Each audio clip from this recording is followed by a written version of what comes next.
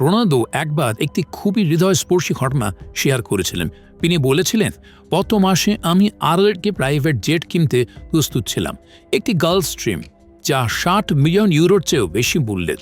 হ্যাঁ, বেশ এক্সপেন্সিভ, কিন্তু আমি চেয়েছিলাম আমার পরিবারের জন্য ম্যাক্সিমাম কমফোর্ট এনশিওর করতে। কিন্তু তখনই আমার মনে পড়ল মার ছোটবেলার একটি গল্প। তখন মা মাদেইরাতে থাকতেন। রোজ তিনি 10 কিলোমিটার ট্রাভেল করতেন স্কুল পর্যন্ত, সম্পূর্ণ পায়ে হেঁটে।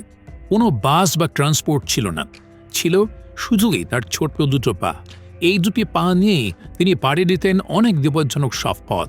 বৃষ্টিতে ভিজে, রোদে পুড়ে তিনি এত পথ পাড়ি দিতেন শুধুমাত্র পড়াশোনার জন্য। ওই স্মৃতিটা আমাকে হিট করল, আর আমি আমার সিদ্ধান্ত সম্পূর্ণ বদলে ফেললাম। নিজের জন্য আরও একটি প্রাইভেট জেট কেনার বদলে আমি কিনলাম 100টি স্কুল বাস, যা ছিল পর্তুগালের গ্রামগুলোতে অধ্যয়নরত সেই সব ছোট্ট বাচ্চাগুলোর জন্য, যারা এখনও আমার মায়েরই মতন মাইলের পর মাইল পায়ে হেঁটে পাড়ি দেয় শুধু স্কুলে যাবার জন্য। প্রথম যখন আমি দেখলাম স্কুল বাস রুফতে ছেলেমেয়েরা সানন্দে কোনোরকম কষ্ট ছাড়াই পৌঁছে যাচ্ছে তাদের স্কুলে, আমার হৃদয় ভরে উঠল। আমি সঙ্গে সঙ্গে মাকে কল করলাম।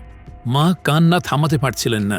মা বলেছিলেন, ক্রিশ্চিয়ানো, তুই সত্যি বুঝতে পেরেছ জীবনের মানে আসলে কি। আসলেই মা সঠিক বলেছিলেন। কখনো কখনো বেস্ট ফ্লাইট সেটা নয় যেটা আকাশে উড়ে, বরং বেস্ট ফ্লাইট সেটাই যা মানুষকে শিক্ষার আরও কাছাকাছি এনে দেয়।